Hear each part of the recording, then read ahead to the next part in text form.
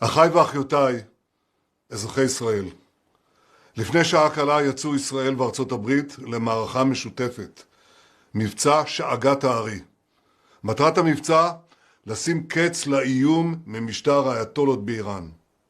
בשעה זו תוקף צה"ל מטרות של משטר הדיכוי, מתקנים של משמרות המהפכה והבסיס, ויחד עם צבא ארצות הברית, אתרי טילים בליסטיים שמאיימים הן על ישראל והן על כוחות ארצות הברית.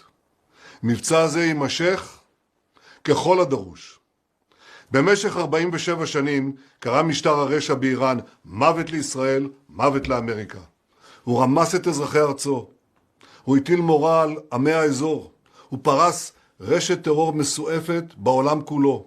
הוא השקיע משאבים עצומים לפתח פצצות אטום ועשרות אלפי טילים שנועדו, כפי שהוא הגדיר את זה, למחוק את ישראל ממפת העולם.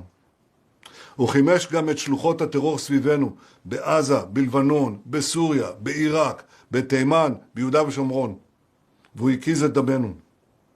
אבל אם מישהו היה צריך הוכחה נוספת לגבי טבעו הרצחני של משטר האייתולות, הוא קיבל אותה בחודש שעבר.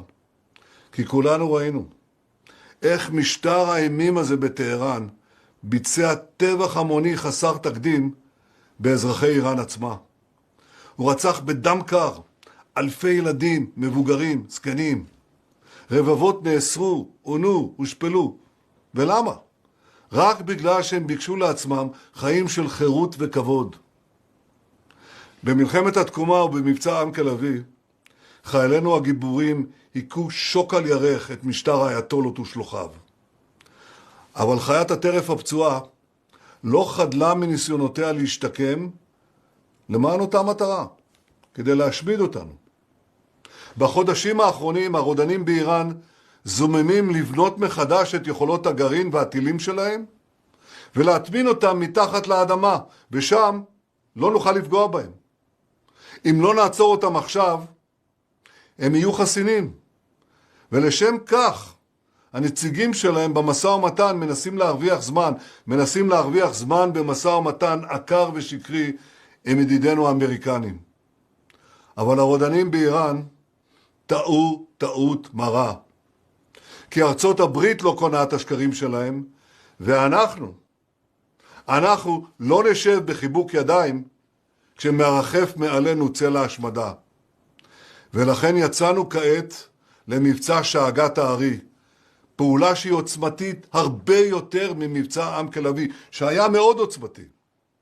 אנחנו עושים זאת בשילוב זרועות מלא עם ידידינו בארצות הברית, תחת ההנהגה האמיצה של הנשיא טראמפ. יחד עם ארצות הברית נכה קשות במשטר הטרור. ניצור תנאים שיאפשרו לעם האיראני האמיץ לפרוק מעליו את עול המשטר הרצחני הזה. במהלך מבצע עם כלבי שאלו אותי פעמים רבות, האם הפלת המשטר היא המטרה של המבצע בנוסף להרחקת איום הגרעין והטילים? ואני השבתי שזו לא הייתה המטרה, אבל זו בהחלט יכולה להיות התוצאה. ואכן זה בדיוק מה שהחל לקרות כשמיליוני איראנים יצאו לרחובות. ועכשיו ניתנת להם ההזדמנות ליטול את גורלם בידם. אזרחי ישראל, כמו בעם כלבי, גם בשאגת הארי, נידרש כולנו לאורך רוח ולתעצומות נפש. כי יהיו מחירים, ואולי גם מחירים כבדים. אבל אני יודע, אילו כוחות מופלאים טמונים בעם שלנו, אילו כוחות מופלאים טמונים בכם, אזרחי ישראל. מאז שהחלה מלחמת התקומה, עמדנו יחד, וגם היום נעמוד יחד, בגבורה, באחוות אחים, בערבות הדדית. אני מבקש מכולכם, שמרו בקפדנות על הוראות פיקוד העורף, כי אתם כבר יודעים, ההוראות האלה מצילות חיים. צפויים לנו ימים מאתגרים. כל פעולה צבאית כרוכה בסיכון, אבל הסיכון לא לפעול גדול לאין שיעור. כי אם לא נפעל, נקבל איראן גרעינית, איראן עם רבבות טילים בליסטיים, איראן שתפעל להשמיד אותנו ותהיה חסינה לפעולות הנגד שלנו.